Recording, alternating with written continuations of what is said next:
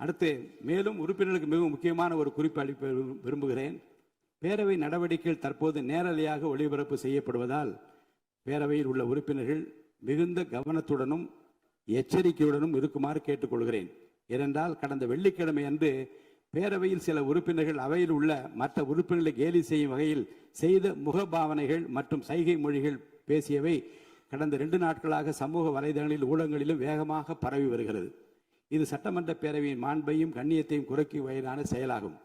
இந்தியாவில் உள்ள பிற சட்டமன்ற பேரவைகளுக்கு எடுத்துக்காட்டாகவும் நூற்றாண்டு வரலாற்று பெருமை கொண்ட இந்த மாமன்றத்தின் மரபினை காத்திடும் வகையிலும் கண்ணியத்தினையும் மாண்பினையும் உயர்த்தி பிடிக்கும் வகையிலும் பேரவையின் சில நிகழ்வுகள் நேரலையில் ஒளிபரப்பு செய்யப்படுவதால் மாண்பு உறுப்பினர்கள் தங்களது பொறுப்பினையும் கடமையினையும் உணர்ந்து இதுபோன்ற கண்ணிய குறைவான செயல்களில் இனிவரும் காலங்களில் ஈடுபடக்கூடாது என அறிவுறுத்துகிறேன்.